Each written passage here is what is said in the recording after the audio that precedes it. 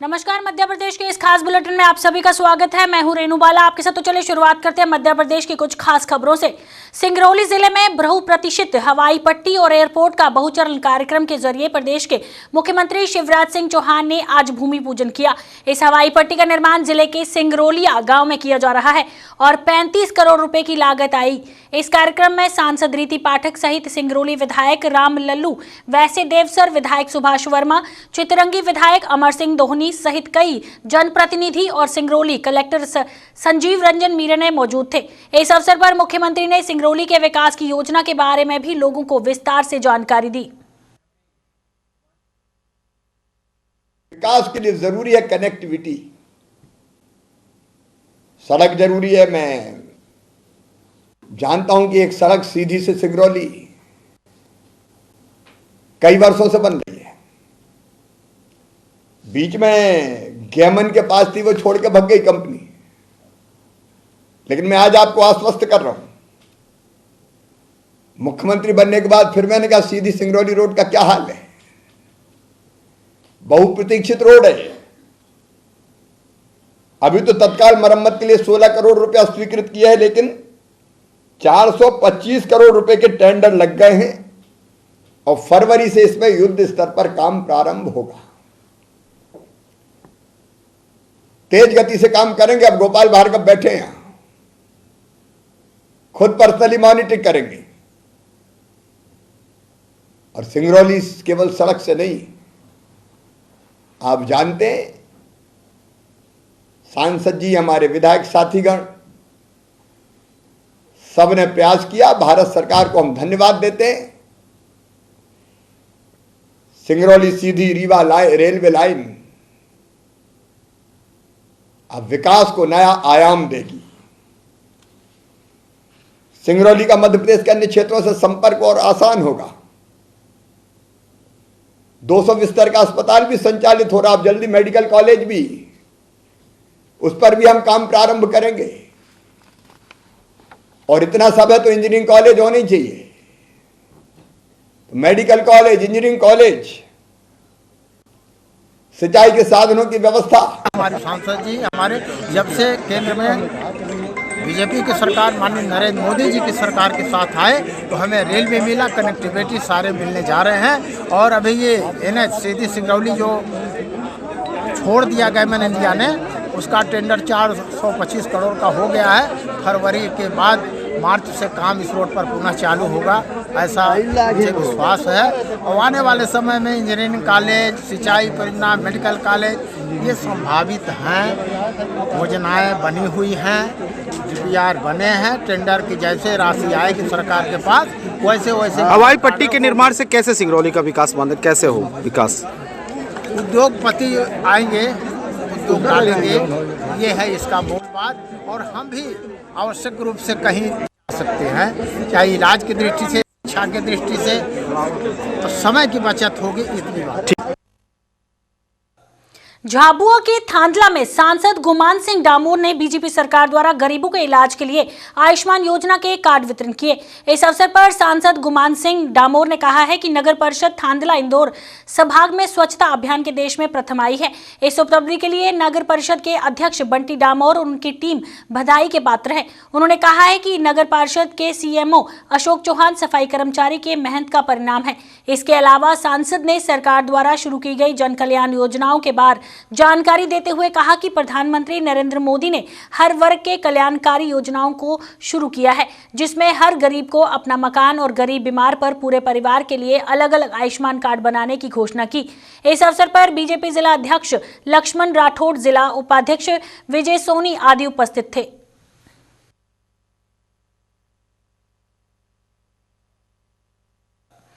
पूर्व मुख्यमंत्री कमलनाथ और सांसद नकुलनाथ ने छिंदवाड़ा का दौरा किया। इस दौरान पूर्व मुख्यमंत्री और सांसद ने जिला अस्पताल 6 करोड़ रुपए लागत की MRI की मशीन का लोकार्पण किया।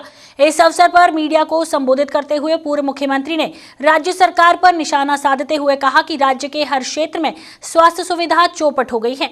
सही समय पर इलाज न होने से लोग अपनी जानें गंवा रहे हैं।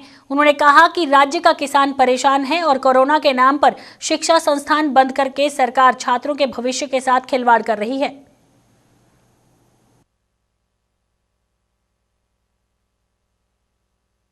राष्ट्रीय विधायक सेवा प्राधिकरण के निर्देश में पन्ना जिले सहित तहसील मुख्यालय में लोक अदालत का आयोजन किया गया। इस आयोजन में पूरे जिले भर में सैकड़ों प्रकरण आपसी सहमति से निर्वित किए गए। वहीं पवई में अपर जिला सत्र न्यायाधीश आर.के. रावत सहित अन्य न्यायालय में लंबित प्रकरणों को लाभ अदालत में रखा गया। एक पारिवारिक प्रकरण में वर्ष से बिछड़े दंपति माननीय न्यायाधीश के समक्ष आपसी राजीनामे के द्वारा एक हो गए। माननीय न्यायाधीश द्वारा पक्षों को पर्यावरण संतुलन के लिए पौधे भी वितरित किए गए।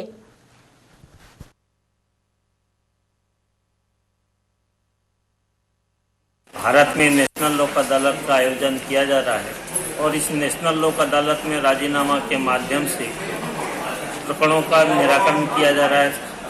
एमपीबी में जिनके केस चल रहे हैं उनको छूट भी प्रदान की जा रही है और जिससे कि अधिक से अधिक लोगों को इस नेशनल लोक अदालत का फायदा हो रहा है। हम लोगों ने एक योजना भी की है कि यदि कोई राजीनामा करता है तो पर्यावरण की सुरक्षा के लिए उनको एक एक पेड़ अपने घरों पे लगाने के लिए दिया गया है, जिससे पर्यावरण भी सुरक्षित रहे और लोगों के मन में एक उत्साह की भावना उत्पन्न हो। यही लोक अदालत का और नेशनल लोक अदालत का आधार।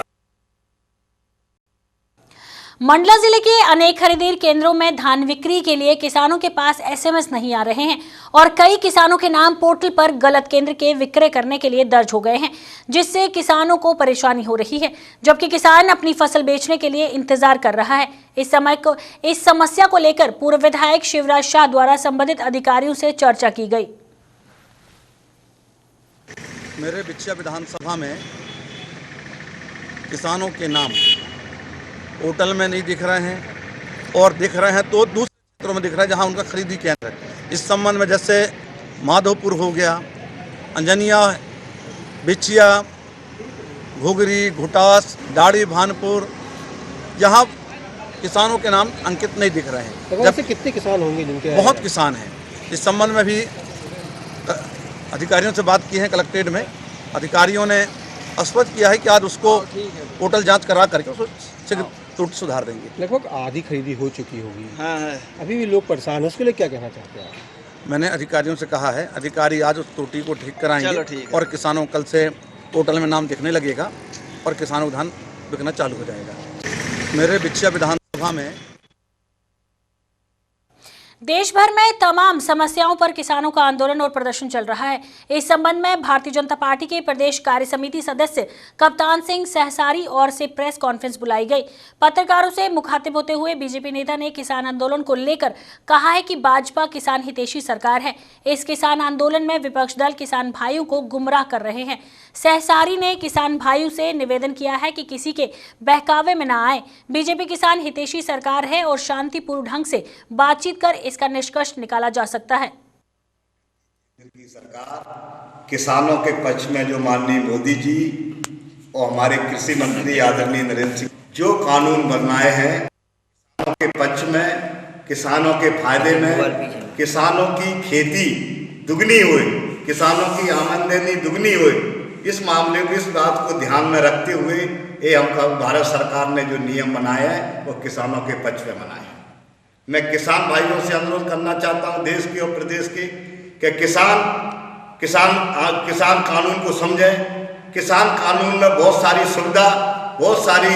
सुविधा केंद्र सरकार और माननीय मोदी सरकार ने चिंता करके वो हमारे देश के किसानों के पक्ष में हित में ये कानून बनाया है।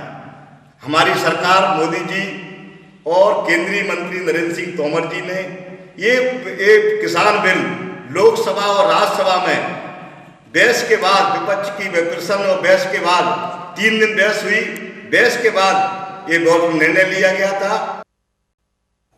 पन्ना कलेक्टर संजय मिश्रा ने पवई तहसील के अंतर्गत संचालित धान उपार्जन केंद्र का औचक निरीक्षण किया।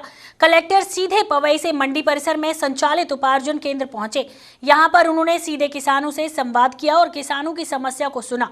कलेक्टर ने कहा है कि किसानों से किसी भी प्रकार की अवैध वसूली पर सख्त कार्रवाई की जाएगी। साथ ही साथ समिति प्रबंधकों को निर्देश दिए हैं कि मौसम को देखते हुए समय से सुरक्षित स्थान पर धान विस्थापित करें और उत्तर प्रदेश से आने वाली धान की सूचना सीधे लोग उन्हें दे सकते हैं।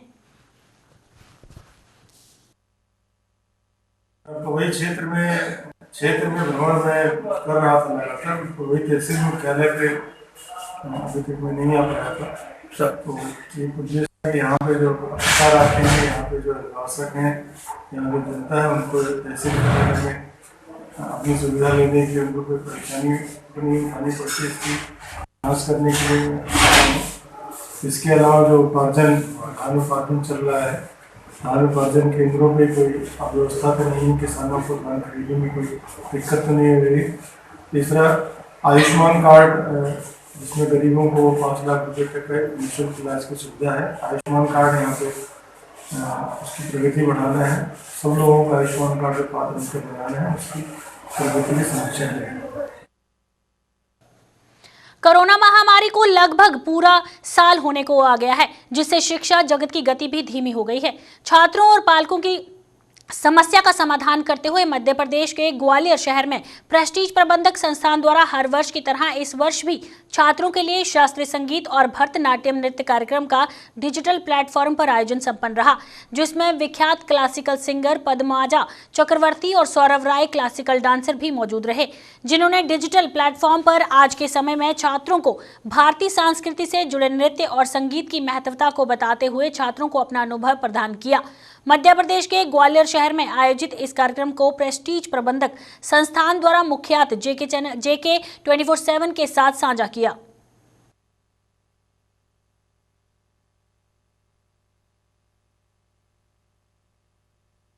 देखिए, डायरेक्टर सर जो हमारे प्रिंसिपल सर हैं डॉक्टर एस ठाकर, वो बहुत ही विजनरी इंसान हैं। वो बहुत अच्छी सोच रखते हैं अपने स्टूडेंट्स की ग्रोथ के लिए, अपने स्टूडेंट्स के डेवलपमेंट के लिए, चाहे फिर वो एजुकेशन हो, चाहे फिर वो उनकी ओवरऑल पर्सनैलिटी ग्रूमिंग हो।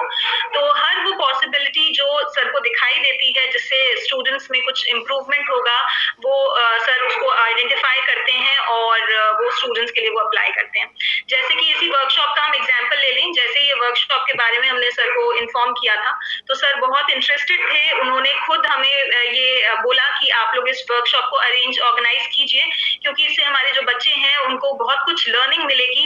और जैसे कि आपने खुद ही एक क्वेश्चन में बोला था कि डांस जो है या म्यूजिक जो है ये बहुत ज्यादा पर्सनैलिटी डेवलपमेंट में हेल्प करता है, और मैनेजमेंट स्टूडेंट्स की पर्सनैलिटी ग्रूमिंग तो बहुत ही जरूरी है, बिकॉज उनको तो सबसे इंटरेक्ट करना है फ्यूचर में। तो उस केस में ये एक बहुत हेल्पफुल सर को लगा कि ये बहुत ही अच्छा एक इनिशिएटिव रहेगा स्टूडेंट्स की ग्रोथ के लिए। और इसी तरीके से डायरेक्टर सर जो है हमारे डॉक्टर एस ठाकर, वो हमेशा ही ऐसी चीजों में स्टूडेंट्स को एंगेज करना चाहते हैं, जिससे कि स्टूडेंट्स जो है वो बहुत कुछ सीखें और अपने फ्यूचर के लिए कुछ अच्छा कर पाएं। निवास में पिछले कुछ सालों से संचालित स्कूल और इसका संचालन सवालों के घेरे में रहा है। कभी इसकी मान्यता पर तो कभी मनमानी फीस वृद्धि को लेकर विवाद होता रहता है, जिसके चलते बच्चों के अभिभावकों ने कलेक्टर को ज्ञापन सौंपकर जांच की गुहार लगाई थी, जिसका संज्ञान लेते हुए कलेक्टर ने जिला अभियोजना अधिकारी मंडला को इसकी जाँच सौंपी है। कलेक्टर के आदेश के बाद जिला अभियोजना अधिकारी ने अपनी जाँच शुरू कर दी है। रिकॉर्ड तो सभी देखा गया है और देखने के बाद हम अपना जांच रिपोर्ट प्रस्तुत करेंगे, तो आपको सब पता चल जाएगा। सबसे ज़्यादा प्रॉब्लम यहाँ प्रॉब्लम हो रही है फीस वृद्धि को लेकर के। मनमानी है, चलता रहेगा, कुछ उसमें अंकुश लगेगा? नहीं, उसमें अंकुश लगेगा और फीस के जो हमें देखना था वो भी देखे हैं, इसमें भी सुधार की है। नहीं, शिकायत में इसको भी संज्ञान में लिया गया है जी, इसमें भी हमने देखा है और जाँच रिपोर्ट में प्रस्तुत कर दिया जाएगा जी। सागर शहर में स्मार्ट सिटी के अंतर्गत लगभग 13 किलोमीटर लंबी स्मार्ट सड़क बनाई जा रही है, जिसकी लागत लगभग 79 करोड़ की है। इसमें 4.1 किलोमीटर सिविल लाइन चौराहे से प्रारंभ होकर तितली चौराहे तक बनाई जाएगी। इस सड़क निर्माण का भूमि पूजन आज सागर सांसद राज बहादुर सिंह एवं विधायक शैलेंद्र जैन द्वारा किया गया। इस अवसर पर सागर सांसद विधायक शैलेंद्र जैन, स्मार्ट सिटी के कार्यकारिणी निदेशक एवं नगर निगम आयुक्त आरपी अरिहवार सहित गणमान्य नागरिक उपस्थित रहे। देखिए, जैसे आपको मालूम है कि स्मार्ट सिटी प्रोजेक्ट के तहत स्मार्ट सड़कें बनाने के लिए माननीय नगरीय प्रशासन मंत्री भूपेंद्र सिंह जी के मुख्य आतिथ्य में एक भूमि पूजन का कार्यक्रम हो चुका है और लगभग 90 करोड़ रुपए की राशि से 14 किलोमीटर लंबी सड़कों का निर्माण होना है। उसी श्रृंखला में आज ये कड़ी में आज हम लोगों ने यहाँ पे श्री गणेश किया है और स्मार्ट सिटी प्रोजेक्ट के तहत होने वाले कामों की श्रृंखला की कड़ी के रूप में आज ये पहला ऐसा कार्य की विधिवत शुरुआत हुई है। अभी तक काम कागज़ों पे चल रहा था, लेकिन अब सतही तौर पे उसको उतारने के लिए हम सब लोग मैदान। एमपी के इस खास बुलेटिन में फिलहाल इतना ही। देश और दुनिया की तमाम खबरों के लिए बने रहिए JK 24/7 न्यूज के साथ।